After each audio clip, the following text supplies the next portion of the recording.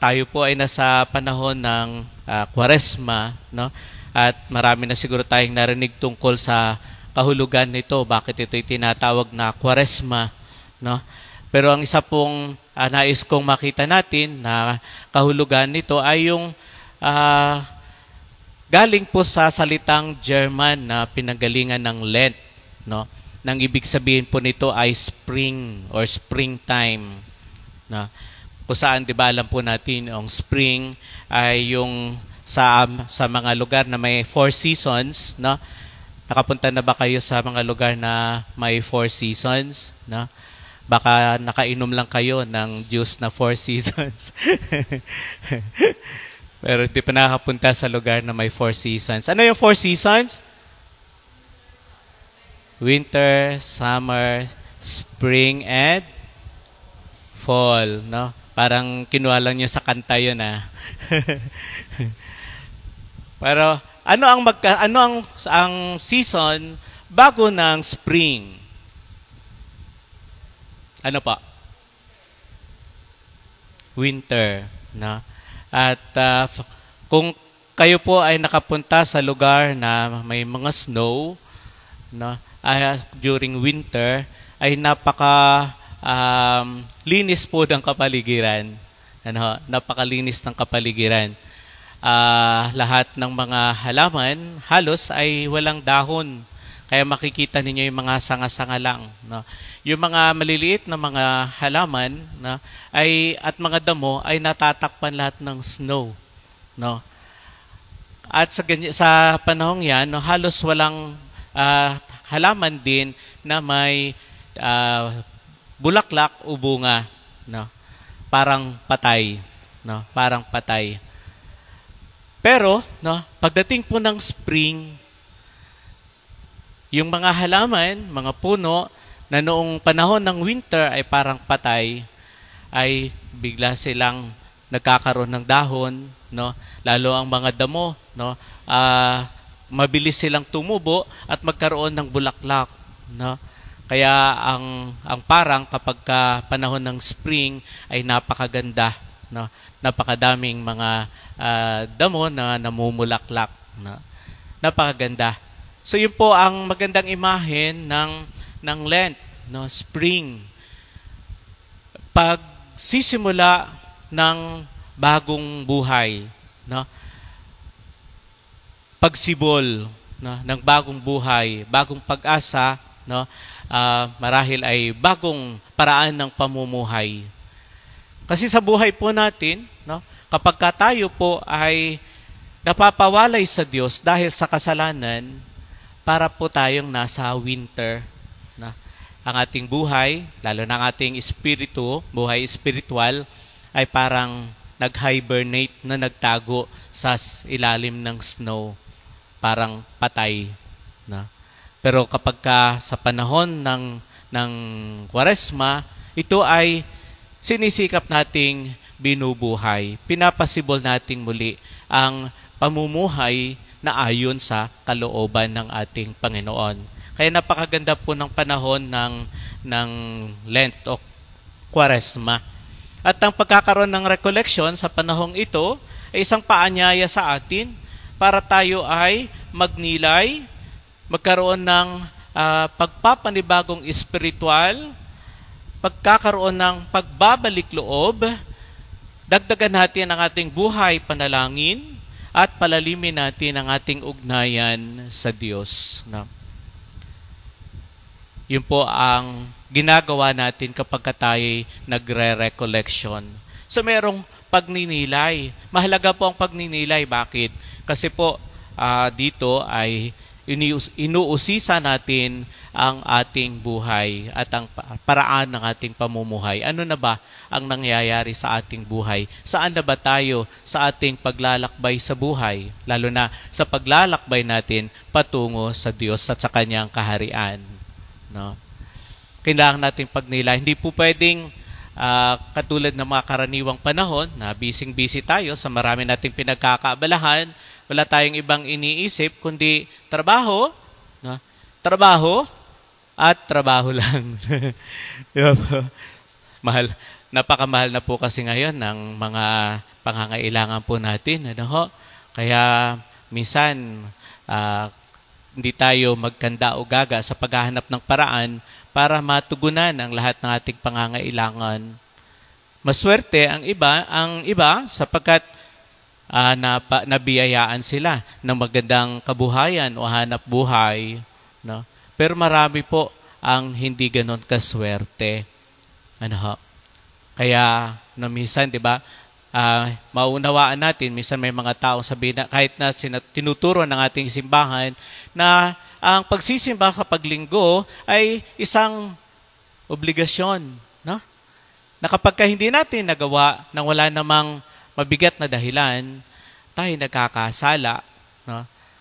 At mabigat na pagkakasala dahil yan ay kasama sa Ten Commandments. No? Kasama sa Ten Commandments, thou shalt keep the day of the Lord holy. No? Sa Lumang Tipan, ang tawag nila ay Sabat. No? Nakatumbas sa atin ay Sabado. Pero tayo, mga Katolikong Kristiyano, na tinuruan ng mga alagad ng Panginoon, mga apostol at ng mga unang mga Kristiyano, ang ating araw na pinababanal ay ang araw ng linggo, ang araw ng muling pagkabuhay. Sabi nga, the 8th day, 7 araw sa isang linggo, pero yung inulit natin muli, yung unang araw ng paglikha, ay yung tinatawag natin, the 8th day, the day that God recreated the world, sa pamagitan ng muling pagkabuhay ng ating Panginoong Jesus. So, yun yung pinababanal natin. At ang paraan ng pagpapabanal natin ay sa pamagitan ng ating pagsimba. Di po ba? Pagsimba. Alam po ninyo, maraming mga Katoliko ang naaakay sa ibang sekta, kasi minsan pagka sumama sila doon, na-experience nila ang saya-saya ng kanilang prayer service. May madaming musical instruments, masaya yung mga tugtog, so enjoy sila, may sayawan, may kantahan, nag-enjoy sila, parang feeling nila, ito yung magandang pagpapabanal ng araw ng pamamahinga. Pero, dapat po natin malaman na ang magsimba ng 1 oras, o kapag medyo napahaba yung celebration dahil sa haba halimbawa ng sermon o dami ng mga announcements, ay halos 1 oras kalahati, the most is 2 hours siguro, Yung 2 oras na yon na ginugol natin sa pagsisimba ay hindi matutumbasan ng kahit isang buong araw o isang maghapon magdamag na prayer service. Bakit po natin nasabi? Sapagkat ang misa ang pinakamataas na panalangin at pagsamba. Ang ibang paraan po nagpagsamba, pagsayaw, pag-awit, pakikinig sa preaching, gawa po ng tao. Gawa po ng tao. Pagsisikap ng tao na abutin ang Diyos. Pero ang misa ay gawa po ng Diyos. Ang Diyos ang gumawa ng paraan para ang tao ay makarating din sa Diyos. Dahil si Kristo ang nangunguna sa bawat pagdiriwang ng misa. Si Kristo ang pari, si Kristo ang dambana, si Kristo ang mga alay. At ang mga alay ni Kristo ay walang iba kundi ang kanyang sarili, ang kanyang katawan at dugo na nagiging pagkain at inumin para sa atin. Pagkain at inuming nagbibigay ng buhay na walang hanggan. At alam natin yung pag-aalay ni Kristo ay dalisay sapagkat si Kristo ay walang bahid na kasalanan. Si Kristo ay banal. At dahil siya rin ang anak ng Diyos na lubos na iyang kinalulugdan, ang pag-aalay din ni Kristo ay laging kalugod-lugod sa Diyos. Samantala, kung prayer service lang yan, maghapong magdamag, sayawan, kantahan, preaching, gawa lang po ng tao yan at taong makasalanan. Paano natin mas papasigurong kalulugdan ng Diyos ang ating mga ginagawa, kung tayong gumagawa nito ay hindi dalisay. No? Pero si Kristo, no, na gumagawa sa misa ay dalisay. At dahil siya'y anak ng Diyos, anak ng Ama, laging kalugod-lugod ang kanyang pag-aalay. No? Kaya hindi po natin may pagpapalit, no, yung misa sa anumang gawaing pang-espiritual. No? Sana po ay ma-realize natin ito. Ngayon, sa ating pagninilay tungkol sa ating kaugnayan sa Panginoon, no, makikita po natin kung saan na tayo, no, sa pakikipag-ugnayan natin sa Kanya. Una, tatanong natin, mayroon nga ba akong kaugnayan sa Panginoon? No? Do I have a relationship with God? No? Meron nga ba? No? Kasi yung iba, masabing, Katoliko ako, nabinyagan akong Katoliko, pero hindi naman nagsisimba kung linggo. No? Hindi naman sumasama sa mga gawain ng simbahan. No? Hindi rin naman nagdadasal sa bahay. No? Hindi rin naman nagkakawang gawa. No? Paano masasabing may ugnayan tayo sa Diyos? May kaugnayan tayo sa Diyos. No? Kung mayroon man, anong uri ng ugnayan meron tayo sa ating Panginoon? What kind of relationship do we have with our God? Kung minsan, ang ugnayan natin sa ating Panginoon ay parang ugnayan lang ng isang ATM machine at ng depositor. Bakit? No? Kasi lalapit lang tayo sa Diyos kapag meron tayong kailangan.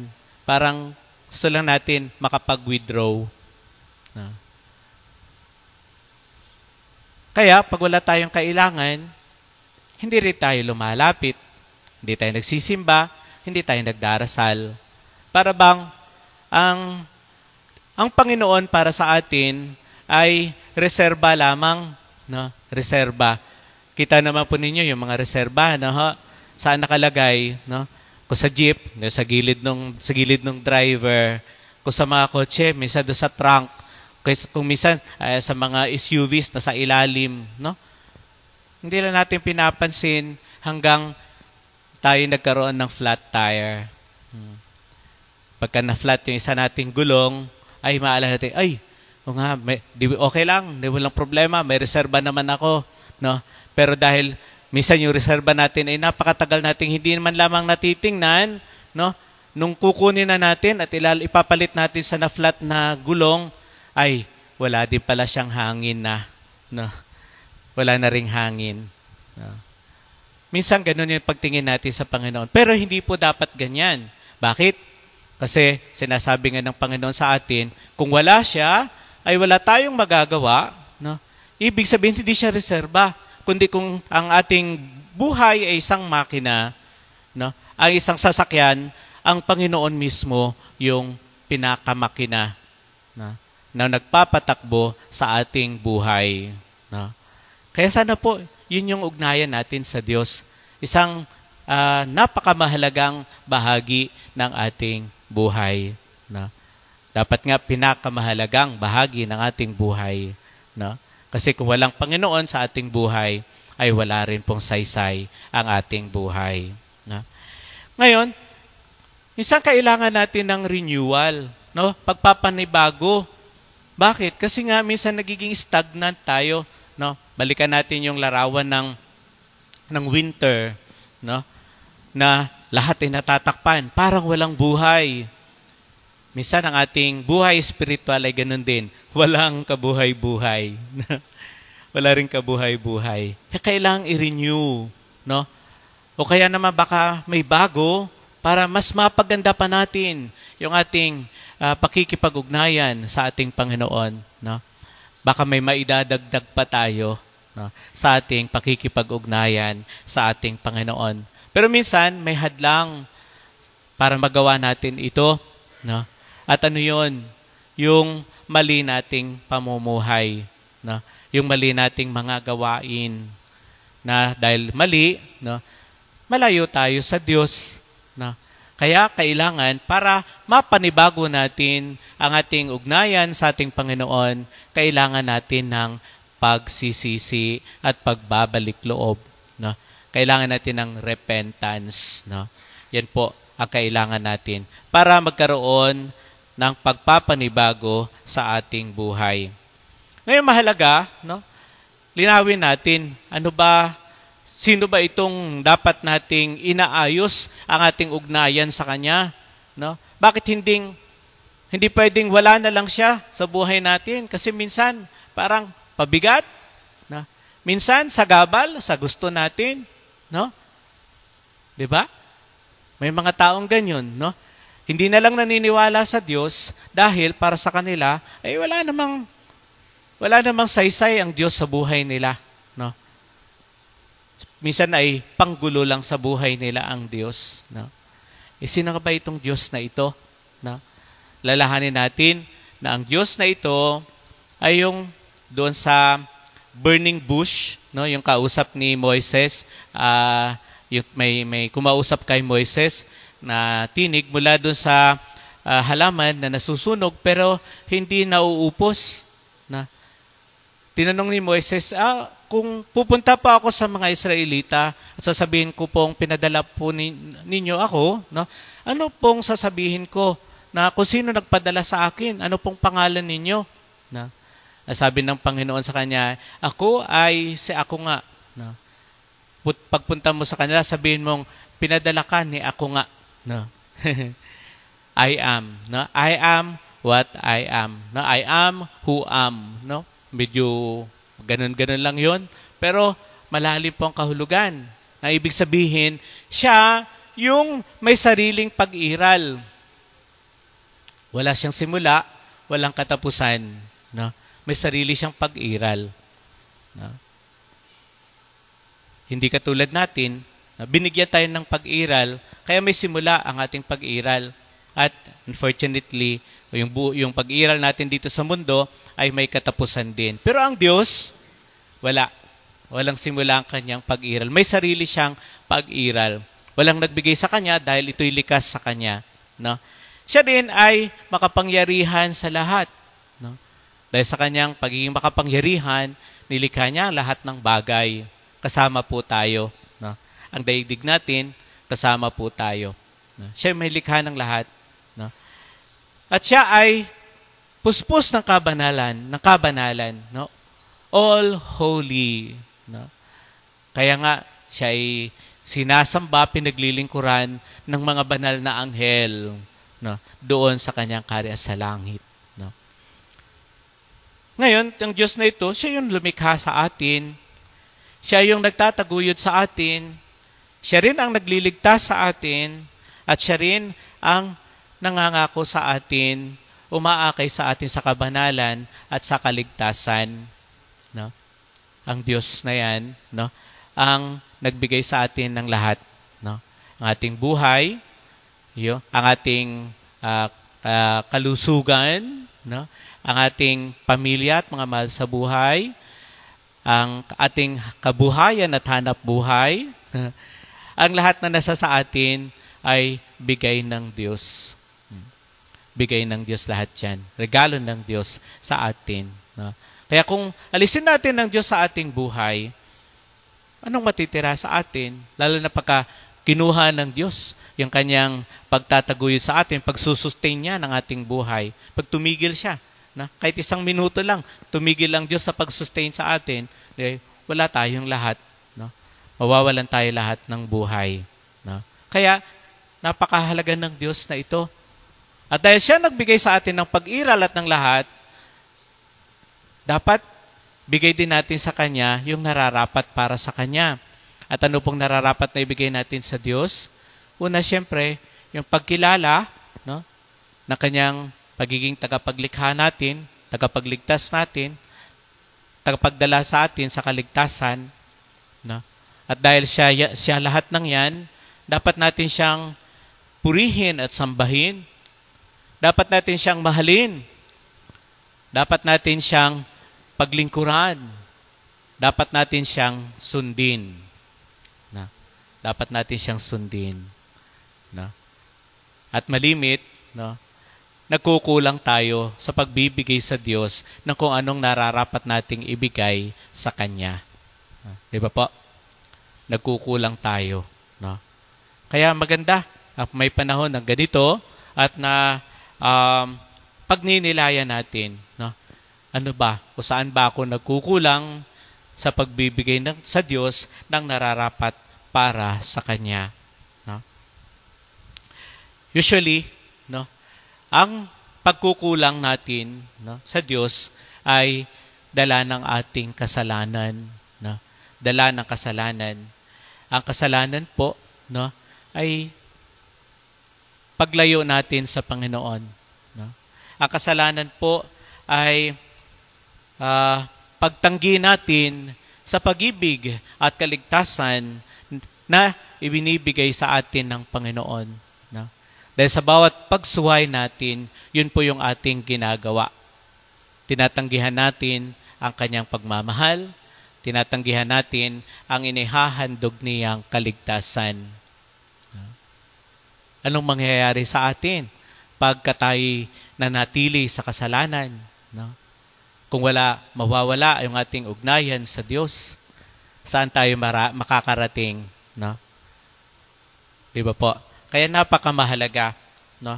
Kilalanin natin ang katotohanan ng kasalanan. No? At ang kasamaang idinudulot ng kasalanan. Sin destroys our relationship with God and with the rest of creation. No? With our brothers and sisters and even with ourselves. Sinisira ng kasalanan yung ugnayan natin sa Diyos, no? Sa kalikasan o sa mundo, sa ating kapwa-tao, at kahit sa ating sarili. No? Di ba kanina nabanggit ko na minsan may taong dahil sa nakagawa ng malaking kasalanan, no? Pati ang kanyang sarili ay hindi niya matanggap, hindi niya mapatawad. No? Kapag tayo nagkakasala, nasisira ugnayan natin sa ating kapwa. No? Lalo na halimbawa sa mga mag-asawa, no? Kapag may nagtaksil, isa sa kanila, no, ay kuminsan na sisira, ganap na nasisira ay kanilang ugnayan. No? Buti na lang kuminsan, may mga interventions, no, ng pamilya, mga kaibigan, no, ng Panginoon na naaayos pa yung kanilang ugnayan. No? Ganun din po, no? Lalo na ay napapawalay tayo sa Diyos. No? Kaya kapag tayo nagkakasala, ang tawag sa atin ay wala sa grasya ng Diyos. No? Wala sa grasya ng Diyos. Malayo tayo sa Diyos. No? Kaya kailangan masolusyonan natin yung pagkakasala. No? Pag tayo nagkakasala, no, tayo po ay nagiging makasarili. No? Dahil, kaya tayo nagkasala no? Dahil tayo makasarili, hindi natin inisip yung iba, hindi natin inisip yung Diyos, kung anong dapat natin bigay sa Kanya, hindi natin naisip, kinonsider yung kapwa natin at yung tungkulin natin sa kanila na dapat din nating ibigay sa kanila. No? Tayo po nagiging madamot, tayo po nagiging indifferent, hindi natin pinapansin yung pangangailangan ng iba. Sarili lang po natin ang ating nakikita at kung ano yung nais natin para sa ating sarili. Yun po napakapangit na isang taong nasa kasalanan, no? Nagiging self-centered, selfish, indifferent, no? Parang madamot, no? Parang wala talaga, no? Walang sense ng pakikipagkapwa, no? Pakikipagrelasyon, wala. No? Kaya, mahirap pag tayo nasa kasalanan. No? Pero alam po ninyo, minsan may malaki pa tayong problema. No? Dahil marami din yung nawawalan na ng sense of sin. No? Ano itong sense of sin? Yung hindi na alam na isang bagay pala ay mali na, isang gawain pala ay masama na. No? hindi alam. No? Natatawa pa ako minsan kapag kami po ay bumibisita sa mga may sakit, no? Lalo sa mga matatanda. Kasi 'di ba may mga kampo tayo sa simbahan na naghahanap nitong mga may sakit na hindi na nakakasimba at minsan ay pag matagal nang nararatay at magtatawag ng pari pagkatapos ay kung pwede pa no mapakumpisal, mapabigyan ng komunyon and eventually maturo din sa mga lay ministers na kapag may misa no sa area nila idalhan nila ng komunyon itong mga may sakit. Malimit pong mangyari na isang may sakit na naratay, no? O kung hindi man naratay, ay mahina na hindi na makasimba. Pag tinanong mo, kayo po ba ay gustong mangumpisal? Na kasi parang malinaw pa naman ang isip, no? Maayos pa naman magsalita. So alukin namin, kayo gusto ba ninyong mangumpisal? No? Sabihin, sige po. No? Tapos pagka nandiyan sa kumpisalan na, Father, bendisyonan po ako sapagkat ako'y nagkasala. Pero Father, wala naman ako kasalanan eh. Tatay, kailan po ba kayo huling nangumpisal? Matagal na po. No? Maraming taon na. No? Wala po kayong kasalanan. No? Minsan ganun, ano? Hindi alam kung ano yung kasalanan at kung may nagawa bang kasalanan. Ano? Ang hirap naman nun. Paano tayo mapapatawad kung di natin alam na tayo may kasalanan? Dahil kung wala tayong alam na kasalanan, hindi tayo magsisisi, hindi tayo maghihingi ng kapatawaran. No? So paano tayo mapapatawad? Ano? Kaya napakamahalaga na alam natin na tayo ay nagkakasala. No? Balikan natin, may dalawang uri po ng kasalanan. No? Ang sins of commission and sins of omission. No? Di ba po kapag tayo, kanina, bago tayo magsimula ng misa, no, huwag kayong magkamali. Sabi ni Father, ako po walang kasalanan dahil sama-sama nating binigas yung kanina. Sabi natin ay, inaamin ko sa makapangyarihang Diyos at sa inyo mga kapatid na lubha akong nagkasala. Saan? Sa isip. At? Malimit, nagkakamali tayo doon. You know, ang madali nating nakikita ang kasalanan ay yung tatlo lang. Sa isip, no? Tayo naging judgmental, o tayo may pinag-isipan ng masama, tayo ay may pinagsalitaan ng masama, pero sa isip lang natin. No? Tapos sa salita, no? May nasaktan tayo sa pamagitan ng ating pananalita. Sa gawa, no? Tayo may naagrabyado sa ating mga gawa, tayo may nasaktan, tayo may napahamak. No? Pero hindi lang pala yun yung kasalanan. Kasalanan din yung hindi natin nagagawa yung mga responsibilidad na dapat nating gawin. No? Kasalanan din yon. Yung mga mabubuti na dapat ay ginawa natin, pero hindi natin ginawa, tayo rin ay nagkasala. Maalala po natin yung ebanghelyo tungkol kay Lazaro at yung mayaman. Ayun po, bakit napunta sa impyerno yung mayaman? Wala naman siyang ginawang masama doon, ayon sa kwento. Hindi naman sinabi yung kanyang kayamanan ay kinuha sa pagnanakaw o anong masamang pamamaraan. Wala din naman siyang ginawa kay Lazaro, di naman niya tinaboy, hindi man niya sinaktan. No? Pinabayaan lang naman niya doon. No? Pero yun nga, wala siyang ginawang masama, pero wala siyang ginawang mabuti. No? May mabuti dapat siyang magagawa para sa kanyang kapatid na nangangailangan o isang taong nangangailangan, pero wala siyang ginawa. No? Kaya, yung palang hindi natin pagawa ng dapat nating ginagawa o dapat nating gawin ay maaring magdala sa atin sa kapahamakan sa impyerno. No? Kaya hindi lang na sa ating buhay na umiiwas tayo sa paggawa ng masama, kundi dapat ay gumagawa tayo ng mabuti. Gumagawa tayo ng mabuti. Alalahanin po natin yun. No? Halimbawa, sa mga mag-asawa, yung kakulangan ninyo, no? Pagkukulang ninyo sa obligasyon niyo sa isa't isa, abay pananagutan niyo 'yan, no? Halimbawa, yung mga mag-asawa, pagka kayo namatay at tumarap kayo kay San Pedro, ay unang hahanapin ni San Pedro na saan yung asawa mo. Hindi niya pwede sabihin, ay, iwan ko ho. No? Ay, wala pa akong pakialam sa kanya. Ay, hindi.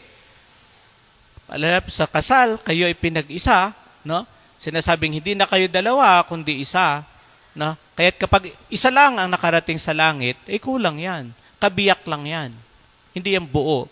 No? Kasi kayo ang magkabiyak. Dapat kasama mo ang iyong kabiyak na makarating sa langit. Kaya dapat pati sa pagsisikap para sa kaligtasan ay magkasama yung mag-asawa. Hindi lamang doon sa paghahanap buhay, para sa pagtaguyod sa pangangailangan ng mga anak, no? Pagtaguyod sa pamilya. Hindi lamang yon ang inyong obligasyon. No? Obligasyon din ninyong alalayan ang bawat isa tungo sa kabanalan para pareho kayong makarating sa langit. Na. So yun po mahalaga, no? Mga sa mga magulang, yung kakulangan ninyo sa inyong mga anak, no? Halimbawa ay 'di ba ngayon mga magulang minsan yung mentality na dumaan kami sa hirap ng buhay, ayaw naming maranasan 'to ng mga anak namin, no? Kaya lahat ng luho binibigay sa mga anak, no? Kahit yung paggawa ng mga mumunting mga gawain sa bahay ay hindi na pinagagawa sa mga anak, ayaw mahirapan ng mga anak, no? Tapos pagdating ng araw, no, mawala kayong mga magulang, hindi alam ng inyong mga anak kung paano patakbuhin yung kanilang buhay. Hindi sila marunong gumawa, hindi marunong humarap sa problema dahil no, ipinagsanggalang ninyo sila sa lahat ng ito. Ayaw niyo silang mahirapan. No? Ang hirap, marami pong nagagawa para sa atin. Ano ho? Maraming nagagawa para sa atin. Ang hirap, tinuturuan tayo ng para maging matatag. No? Ang paghihirap, tinuturuan tayo para maging maparaan. No? Ang paghihirap, tinutulungan tayo para humingi ng tulong sa Diyos o kaya sa ating kapwa. No? Maraming naibibigay ang hirap na mga mabubuti para sa atin. Kaya wag pong maging ganun ang pag-iisip. Ayokong mahirapan ng aking mga anak, no? Kaya lahat ay subo, lahat ay bigay, no? Wag po. Ano ha? Kailangan po natin, no? Sa mga anak, baka naman nagkukulang din kayo sa inyong mga magulang, no? Sa pagbigay ng nararapat na paggalang, no? Maraming mga anak ngayon, pag sumagot sa mga magulang, ay minsan sila pa yung mas matapang. No? Yung pagsunod sa ating mga magulang, no? Ngayon, usong tugon ng mga bata kapag inuutosan, wait lang ma, wait lang pa, wait lang. Bakit? Busy. Busy saan? Gadget, cellphone. No? Minsan, mga nanay na nag-uutos, anak, ilang beses na kitang sinabihan, bili mo ako ng suka sa tindahan. Wait lang ma. Hanggang sa siya na lamang ang aalis at bibili. No? Para hindi na lamang mainis. No? Di ba po? Mga anak, tingnan natin yun. No? Tingnan natin. Kailangan natin sundin ang ating mga magulang, bahagi ng paggalang natin sa kanila. No? Mga anak, baka naman nagkukulang kayo sa pag-aalaga sa mga matatanda ninyong magulang. No? Minsan, pag matanda na yung magulang, may kanya-kanyang buhay na yung mga anak, hindi na nalilingon. No? Hindi na nalilingon. Tungkulin pa rin yan. No? Dahil tayo ay may utang na loob sa ating mga magulang. Saan galing yung utang na loob natin sa ating mga magulang? No? Una, sa pagbigay nila sa atin ng buhay. Kung wala sila, wala tayo. No? Yung pag-aruga nila sa atin, mula sa pagkabata natin, no? At ang lahat ng ginawa nila para sa atin. Diba? Nung tayo maliit, ang mga magulang natin, yaya, labandera, no? Kusinera, planchadora, no? Lahat, janitor natin, mga magulang natin. No? Hanggang sa lumaki na tayo, tumigas na yung buto natin. No? Tapos pag sila na yung mahina, nagkakasakit, pababayaan na lang natin. No? So, tayo may utang na loob. At ang utang na loob ay hindi po nababayaran. Hindi nababayaran. Pero ang utang na loob ay dapat laging tinatanaw. Kung pera yan, yung ginastos nila sa atin, sa pagpapalaki sa atin, pagpapaaral sa atin, pwede nating balikan. No? Pero yung mga hindi pera, paano mo babayaran yun? No? Kaya ang utang na loob ay hindi nababayaran, ngunit dapat ay tinatanaw. Sana tayong mga anak, no? Huwag nating pababayaan ang ating mga tumatanda o nagkakasakit na mga magulang bilang pagtanaw ng utang na loob natin sa kanila. No?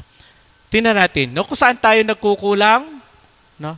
Ay dapat punuan natin yon dahil yon ay kasalanan. Di ba po? So, magandang na papagnilayan natin ito. No? Alam po ninyo, sa pagpapakumpisal po namin ganyan, sa siyam na parokya na sakop ng ating vicariate, may isa pong kasalanan na very rampant. At ako po ay nalulungkot, no? At natatakot. Bakit? Kasi sisimula pa po minsan sa mga bata hanggang sa mga matatanda. At ano po ito? Yung panunood po ng porn. Lagi ko pong sinasabi, tigilan yan. Tigilan yan. Bakit? Kasi habang pinapanood natin yan, sinisira niyan ang ating konsepto, no, ng ating dignidad bilang tao sa ating isip at sa ating subconscious. Sinisira niya ang dignidad natin bilang tao. Yung pagpapahalaga natin sa ating pagkatao. No? Bakit? Ano bang pinapakita doon? No? Na ang ating katawan ay gamit, no? Para magpakasaya, magpasarap, no? Sa panandaliang saya. No? Minsan ay pinapakita ng ang tao ay pwedeng gawin yung mga bagay na ginagawa ng mga hayop. Minsan ay masahol pa sa hayop. No? Dahil diba, ang mga hayop, may mga hayop halimbawa na isang partner lang talaga hanggang mamatay. No? Pero doon, sa ano na, halo-halo na. No? At minsan, diba, sa mga hayop, wala naman tayo nakikitang parehong lalaki, parehong babae, ay gumagawa ng bagay na yun. Ay sa tao gumagawa. Ibig sabihin, mas masahol ba tayo sa hayop? Ano ho? Nawawala yung ating dignidad. Ano ba yung dignidad natin na yun? Na dapat nating pangalagaan. At ingatan natin na hindi masira sa isip natin at pati sa subconscious natin. No? Una, ang pinagmulan ng ating karangalan ay yung pagiging kawangis at kalarawan tayo ng Diyos. Diba? When God created us, He created us in His image and likeness. And our life is a sharing in the life of God. No? Kaya nga may bahagi ang tao na hindi namamatay dahil ito ay bigay ng Diyos. Ano ito? Yung ating buhay, yung ating kaluluwa na nagbibigay sa atin ng buhay. Ang ating katawan, galing sa alabok yan. No? Galing sa putik yan. Kaya pagdating ng panahon, babalik sa putik. Pero ang ating kaluluwa, ang nagbibigay sa atin ng buhay ay galing sa Diyos. Hininga ng Diyos yan. Kaya dapat ay babalik din yan sa Diyos. So yun yung una. Pangalawa, nung magkasala ang tao, hindi tayo pinabayaan ng Diyos. Niligtas tayo ng Diyos. Paano niya tayo niligtas? Sa pamamagitan ng pagbibigay niya ng kanyang bugtong na anak. At ano naman ang ginawa ng anak? No? Minsan pagka tinanong tayo, ay ano bang ginawa ni Kristo para sa atin, para sa kaligtasan natin? Maisip natin, ayan, no, nagpakasakit siya, namatay sa krus. No? Pero alam niyo po, bago pa yan, ay may malaki ng sakripisyong ginawa si Kristo para sa ating kaligtasan. Ano yun? Dalawa. Una, no? Hinubad niya ang kanyang pagka-Diyos. Diba, sabi natin kanina, ang Diyos makapangyarihan sa lahat. No? Walang simula, walang katapusan. Sinasamba, pinaglilingkuran ng mga anghel sa langit sapagkat siya'y kabanal-banalan. Inubad ni Kristo yan. No? Tapos iniwan niya ang langit. Ano naman kung iniwan niya langit, Father? No? Kami nga iniiwan din namin ang aming bahay. No? Gaano kaya kaganda ang langit? No? Diba, minsan makakita tayo ng mga bahay, malalaki, mga mansyon, na tapos i-feature sa mga social media, may virtual tour. Ang laki naman, ganda naman, ang gagara naman ng makagamitan. Yung mga bahay na ganyan, may limitasyon pa yung ganda niyan. Bakit? Kasi ang nag-conceptualize ng design, tao lang. Na, ang mga gamit ay gawa lang din na tao na kukuha sa kalikasan. Ang langit, Diyos ang nag-isip niyan. Walang limit sa pagkukuhanan niya ng materyales, no? Kwento nga na may isa daw mayaman na pumunta nang mamatay, ay dala-dala niya yung kanyang isang sakong ginto, pasan-pasan niya, no? Pagpunta niya sa pintuan ng langit, sabi ni San Pedro sa kanya, ano yung dala-dala mo? Parang nagkukuba ka na dyan sa pagpapasan yan. Ito yung naipon kong kayamanan sa langit, sa lupa. Ito yung mga ginto at mga diamante. No. Sabi ni San Pedro, mahalaga ba yan sa lupa? Mahalaga yan sa lupa, dito sa langit. Yan yung kalsada namin dito Ginto at mga diamante. Di ba?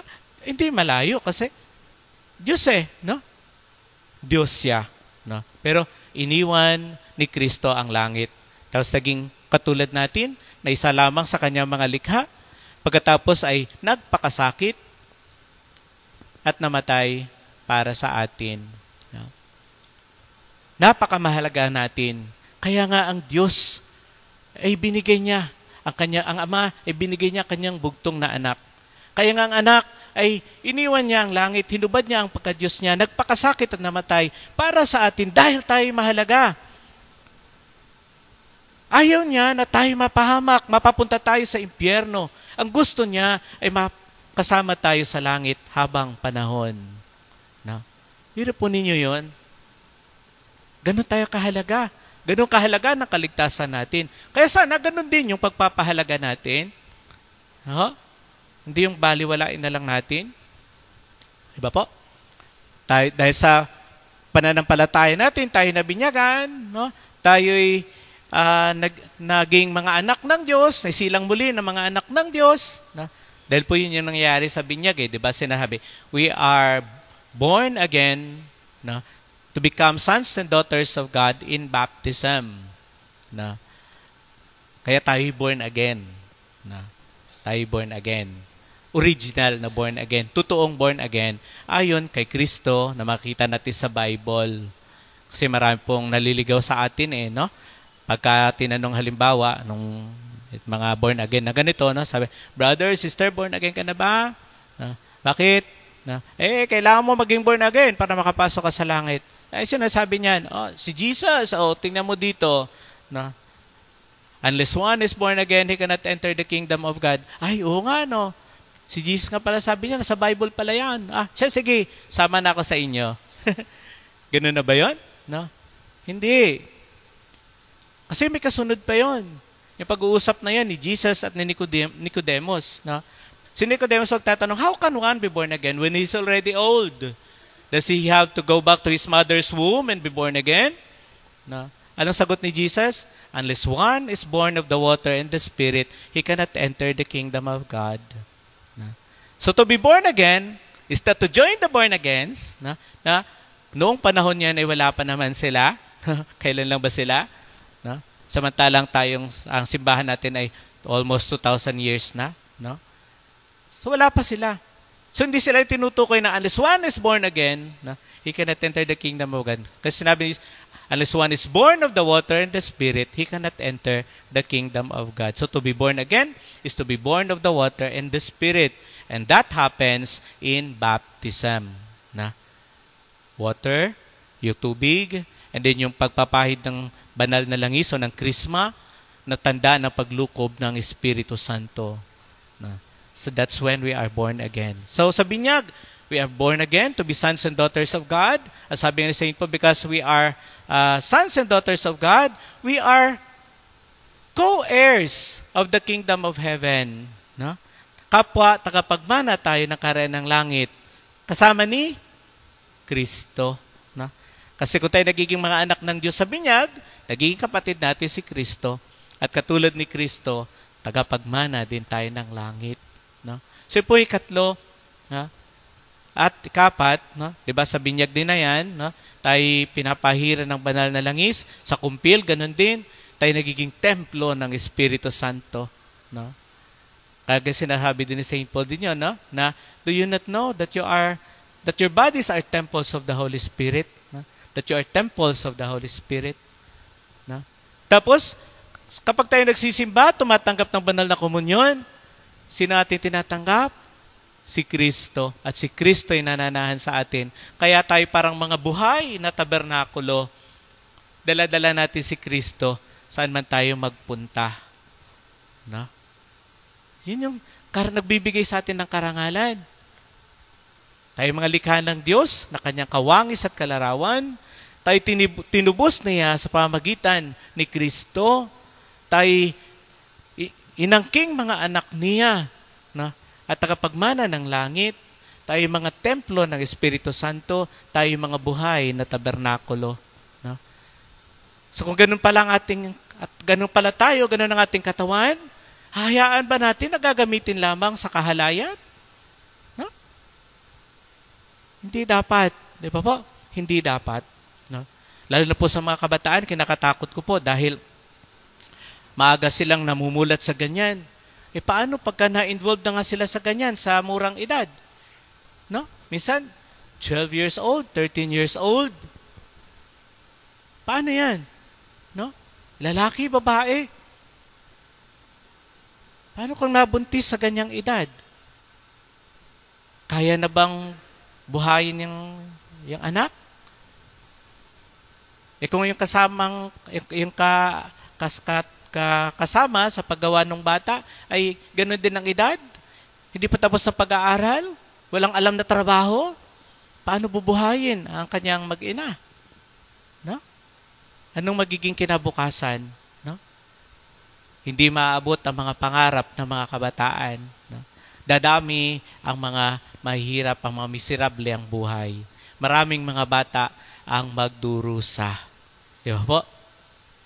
Kaya kung may ganyan kayong ginagawa, stop it. Stop it. I strongly advise that you should stop it. Iwasan.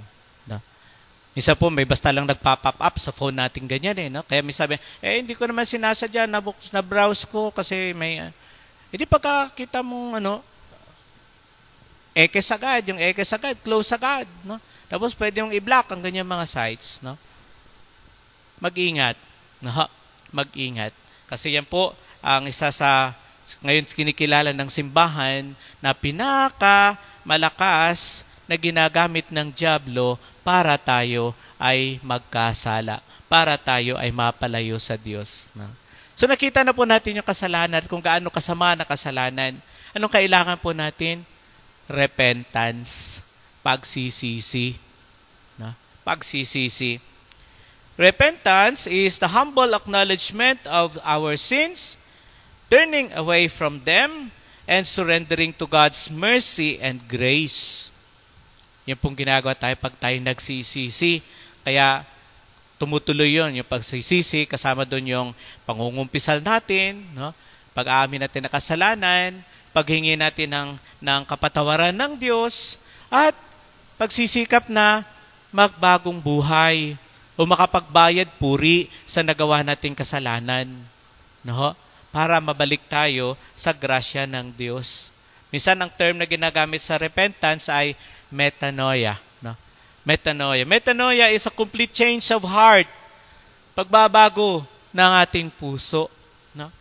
Pagbabalik na, pag-iwas natin sa kasalanan, sa masama, no? At yung paghahangad natin, pagsisikap natin na baguhin ang ating buhay, iayon natin sa kalooban ng Diyos. Yun po ang kasama sa repentance, sa pagsisisi. No? Hindi nagtatapos sa inamin mo kasalanan mo, nangumpisal ka, pagka napatawad ka, no?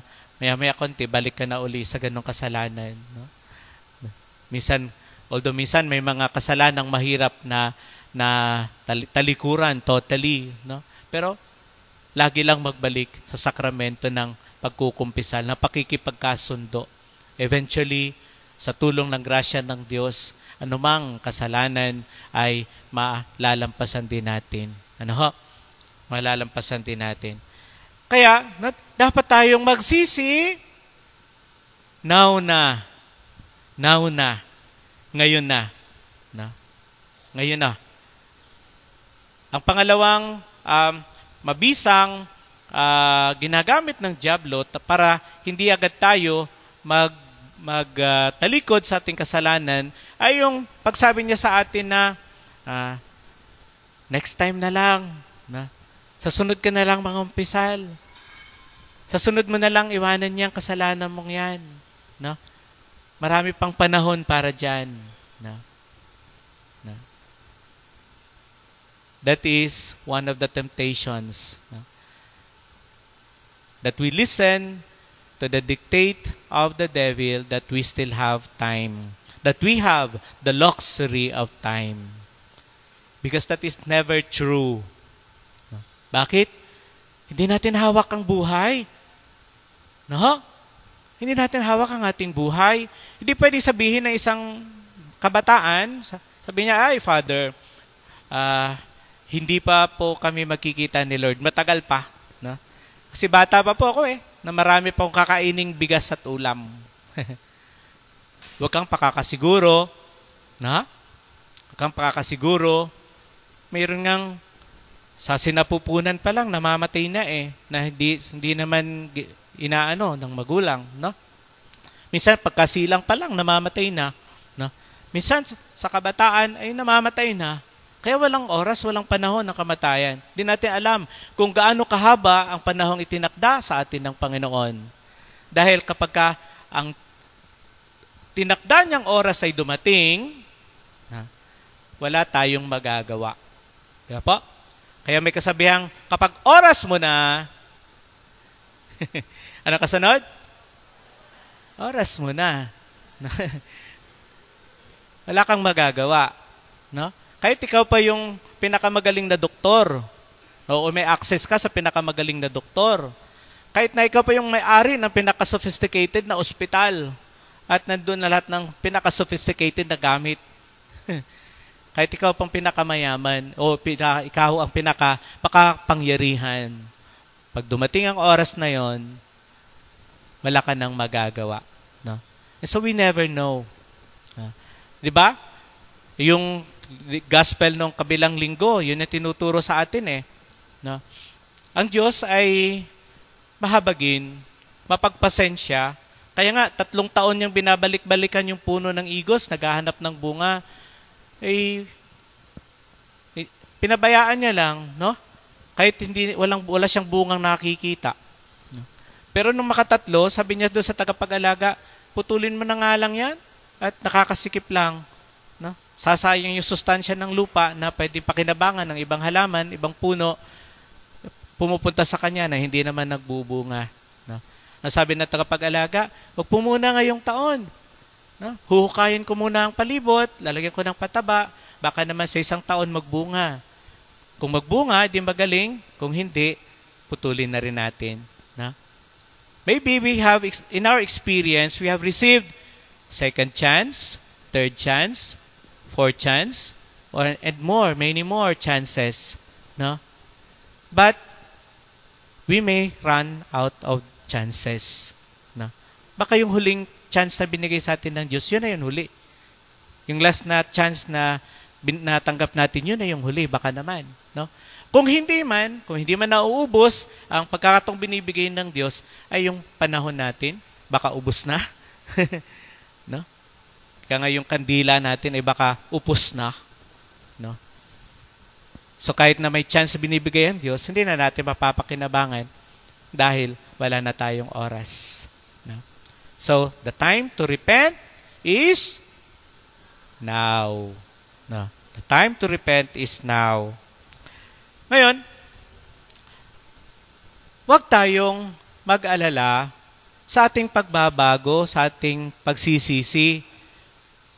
Bakit? Kasi ang Diyos ay handang magpatawad sa atin. Ang Diyos ay handang magpatawad sa atin.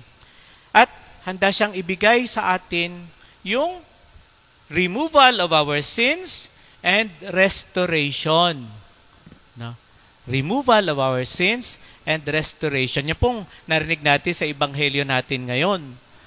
Yung anak ay nakagawa ng napakalaking kasalanan. No? Itinuring niyang patay ang kanyang ama. Bakit? No? Kasi buhay pa, ay hiningan niya na nung mana. No? Sabihin sa ama, Ama, bigay mo nga sa akin yung mamanahin ko. Parang gusto sabihin, Ama, kailan pa ba kayo mamamatay? Hindi ko na mahintay na mamatay kayo. Bibigay niyo lang sa akin yung mana ko. No? Diba? Tapos, no? Anong ginawa niya? Nilustay niya yung kanyang kayamanan. Tapos, tinalikuran niya yung kanyang dignidad bilang isang Hudyo. No? Kasi nag-alaga na siya ng baboy. Kasi nahirapan na nagkaroon na tagutom No? Sa mga Hudyo, bawal na bawal yung pag-aalaga ng baboy. Dahil para sa kanila, yung baboy ay maruming hayop. No? Di nila yung kinakain. So, ang mag-alaga niyan ay malaking kasalanan din. Parang tinalikuran mo yung pagka-Hudyo kapag ka nag-alaga ka niyan. So, talagang, he went rock bottom. No? Talagang sadsad na siya. No? Pero nung bumalik siya, no? Bago nga siya bumalik, nag-isip pa siya kung paano ng script niya no? Paano niya harapin yung kanyang ama. Sabi niya, no? Sasabihin ko sa kanya na, Ama, nagkasala ako sa Diyos at sa inyo. Hindi na ako karapat-dapat tatawagin yung anak. Bibilang na lamang niyo ako na isa sa mga alipin, na isa sa mga alila. No? Pero nung ginawa ng ama, no? Hindi man lang napag-usapan yung nagawa niyang kasalanan. No? Tumakbo ang ama, sinalubong siya dahil nakita siya malayo pa.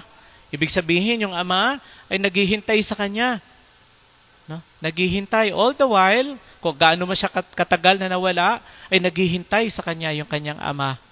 No? At nung makita, mula pa sa malayo, nung makita siya pabalik, ay tinakbo na ng ama. Sabi nila, yung pagtakbo ng ama ay very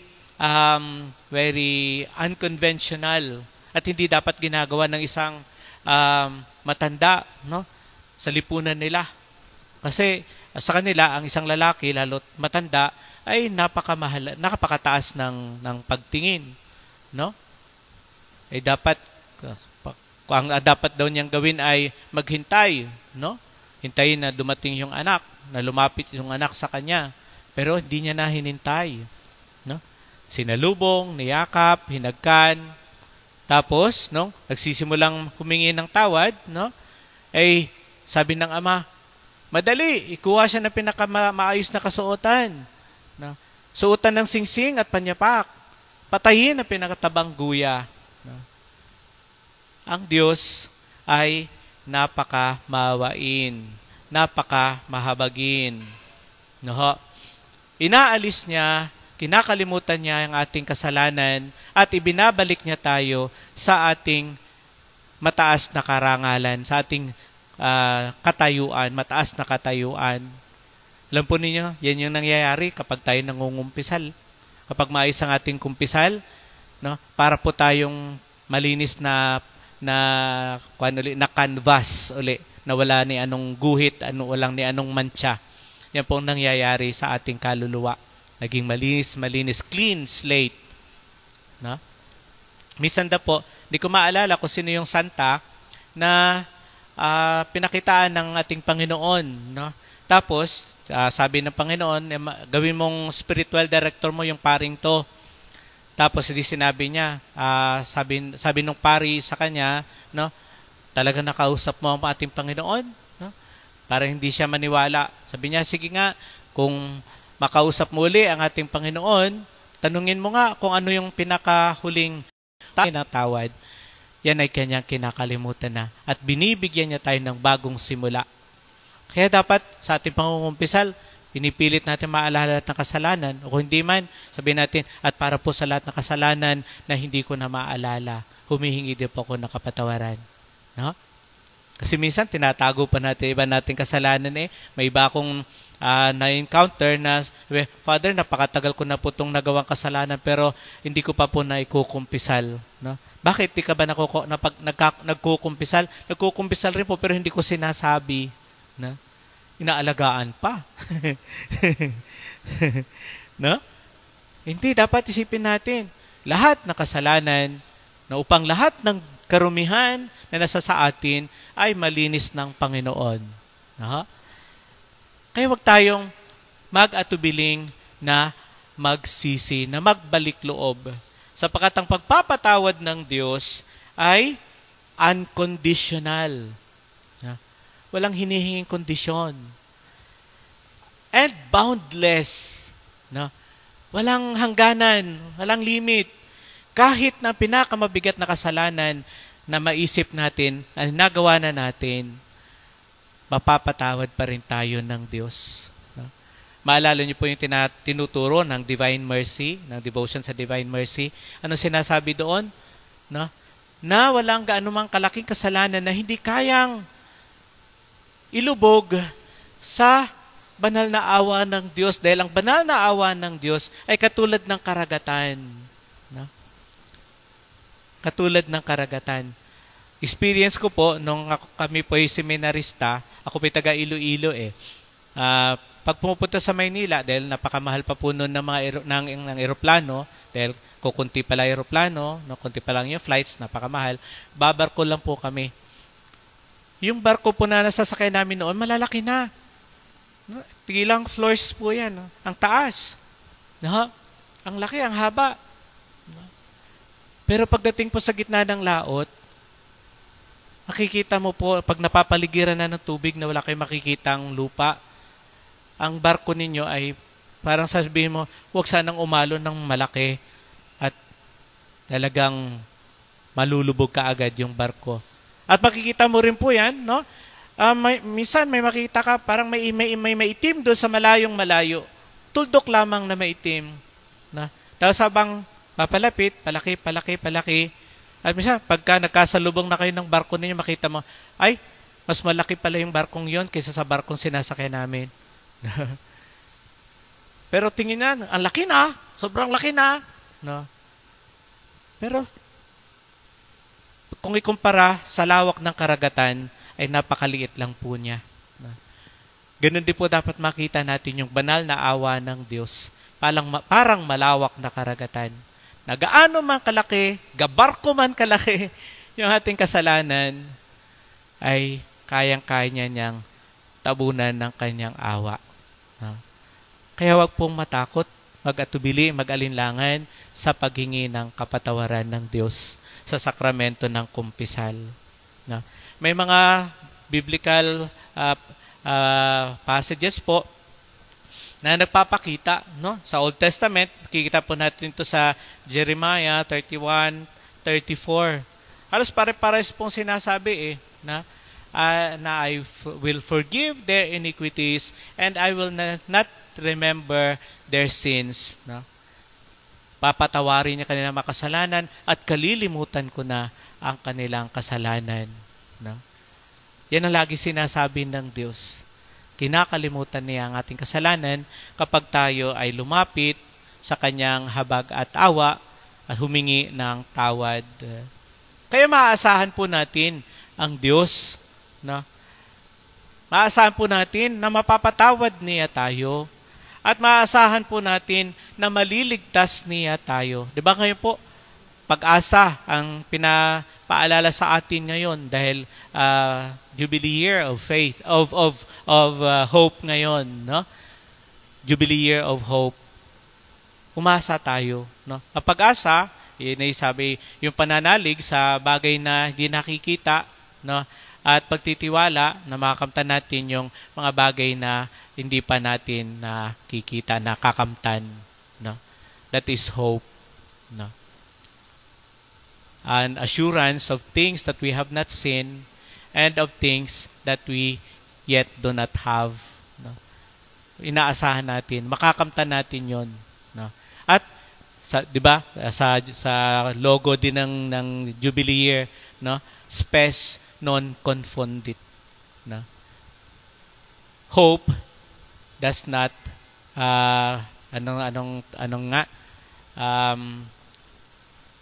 hope does not fail, no? Hope does not fail. Hindi tayo bibiguin ng ating pag-asa sa Diyos, no? Bakit? Kasi mahal niya tayo eh. No? Mahal niya tayo eh. 'Di ba? Balikan natin yung sinasabi ni Jesus, no? Sa pinaka-popular siguro na verse sa New Testament, yung John 3:16. Na sinasabi niya, God so loved the world that He gave His only begotten Son, no?